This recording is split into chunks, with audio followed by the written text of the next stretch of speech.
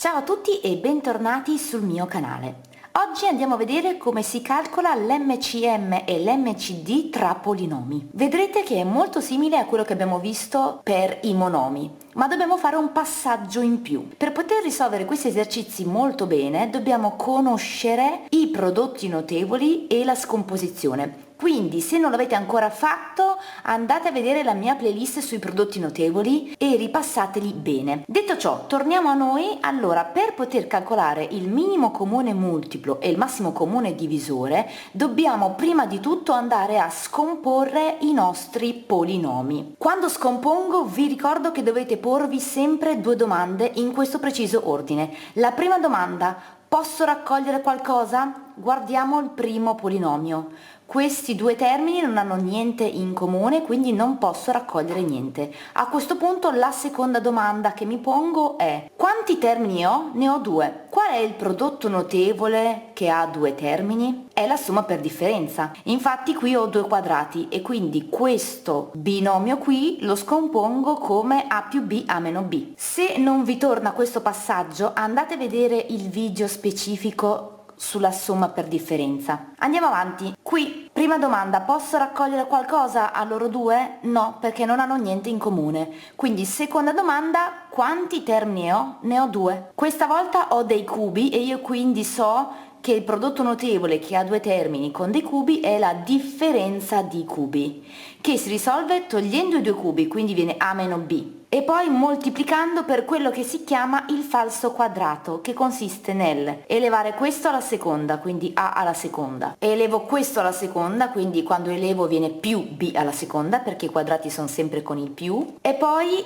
devo moltiplicare questi due, quindi viene ab cambiando di segno, quindi veniva meno ab, cambio segno, più ab. E questo quindi è il cosiddetto falso quadrato, per cui la differenza di cubi si scompone così. L'ultimo, prima domanda: posso raccogliere qualcosa a tutti? Questa volta sì, la risposta è sì, perché posso raccogliere un 2. Così facendo 2a diviso 2 mi rimane a e 2b diviso 2 mi rimane b. A questo punto questo termine tra parentesi non si può più scomporre perché sono arrivata al primo grado e quindi non mi pongo la seconda domanda, cioè quanti termini ho, perché tanto questo è di primo grado e non posso più scomporlo. Ora andiamo a fare l'MCM e l'MCD. La regola è questa: per il minimo comune multiplo devo prendere tutto quello che vedo con il massimo esponente. Quindi andiamo a vedere i nostri fattori. Prendo a più b e appare con il massimo esponente alla 1, quindi ricopio a più b. Poi prendo a meno b che appare ben 3 volte, tutto elevato alla 1, quindi ricopio a meno b. Poi andiamo avanti, quindi qui ho preso tutto, qua questo l'ho già preso, questo lo ricopio, appare solo qui, quindi lo ricopio esattamente con esponente 1, e anche qui ho preso tutto, qua 2 lo metto qui davanti perché è da solo, e a meno b non lo scrivo perché l'ho già scritto. Quindi l'MCM è questo: ho preso tutto quello che ho visto una volta sola con il massimo esponente in cui appariva. L'MCD invece devo prendere solo quello che è in comune a tutti e lo devo prendere con il minimo esponente. Quindi a più b c'è qui, ma qua non c'è, quindi non lo prendo. A meno b c'è sia nel primo che nel secondo che nel terzo polinomio e quindi lo prendo. Questo trinomio appare solo qui, quindi non è in comune a tutti e tre, e 2 appare solo qui, quindi l'MCD è questo. Ora che abbiamo visto un esercizio semplice passiamo a quello più difficile. Questa volta dobbiamo calcolare l'MCM e l'MCD di questi tre polinomi. Prima di tutto andiamo a scomporre. Quindi la prima domanda è: posso raccogliere qualcosa a tutti? La risposta è no. Quindi la seconda domanda che mi faccio è: quanti termini ho? Sono 3. Il prodotto notevole che ha 3 termini, se vi ricordate bene la mia playlist, è il quadrato di binomio. Io infatti mi rendo conto che qui ho due quadrati, x alla seconda che è il quadrato di x e 9 che è il quadrato di 3. Quindi questo non è altro che x meno 3 alla seconda. Se non vi torna bene questo passaggio andate a vedere il mio video specifico sul quadrato di binomio. Passiamo al secondo. Posso raccogliere qualcosa? La risposta è no. La seconda domanda è: quanti termini ho? 3 termini. Con 3 termini abbiamo appena detto che potrebbe essere il quadrato di binomio.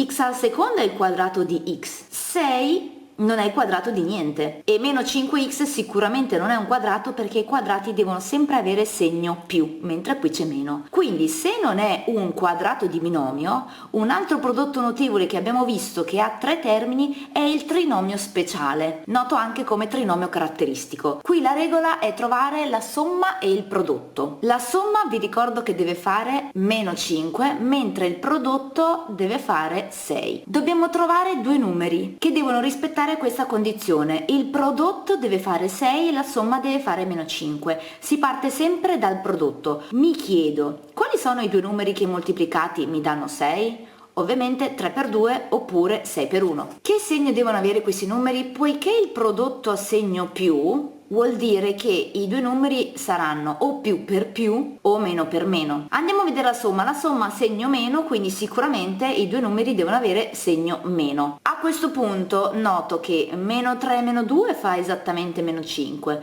meno 6 meno 1 fa meno 7 e quindi questa combinazione di numeri non mi piace. Per cui i vincitori sono loro e il trinomio si scompone così: x più il primo numero, meno 3, per x più il secondo numero, quindi meno 2. Passiamo all'ultimo. Prima domanda: posso raccogliere qualcosa a tutti? Questa volta la risposta è sì, perché hanno in comune il 3. Così facendo 3x alla seconda diviso 3 rimane x alla seconda, 27 diviso 3 9. Non è finita qui, perché noto che qui dentro ho due termini e il prodotto notevole che ha due termini è la somma per differenza. Infatti, se notate, x alla seconda è il quadrato di x e 9 è il quadrato di 3, e quindi continuo a scomporre. 3 lo ricopio e questo è x più 3, x meno 3. Benissimo, ora che ho scomposto tutto andiamo a trovare l'MCM e l'MCD. L'MCM devo prendere tutto quello che vedo con il massimo esponente in cui appare, quindi x meno 3 qui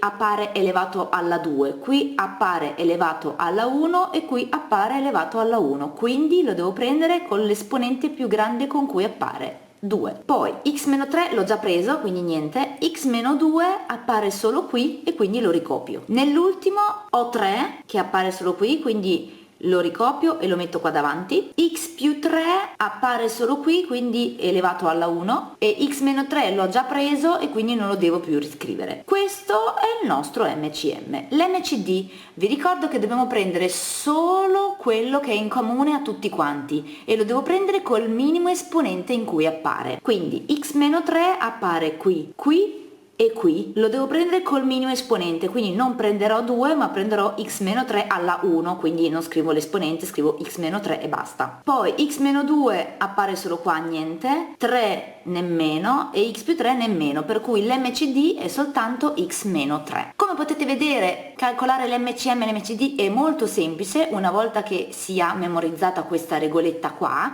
dovete sapere bene i prodotti notevoli e scomporre bene i polinomi, perché una volta fatto quello poi è molto semplice andare a prendere i termini giusti per il minimo comune multiplo e il massimo comune divisore. Ecco qua, da brava coach di matematica ti ho preparato gli esercizi per allenarti e mettere da subito in pratica quello che hai visto in questi video. Mi raccomando, allenati con costanza e continuità, vedrai che questo farà la differenza e ti permetterà di raggiungere risultati sorprendenti in matematica. E anche per oggi il video termina qua. Se ancora non l'hai fatto, iscriviti e segui il mio canale. Faremo un percorso insieme, sarò la tua coach in matematica e ti permetterò di raggiungere risultati sorprendenti. Questo perché la matematica in realtà è semplice e se non sei ancora bravo in matematica è perché ancora nessuno te lo ha insegnato.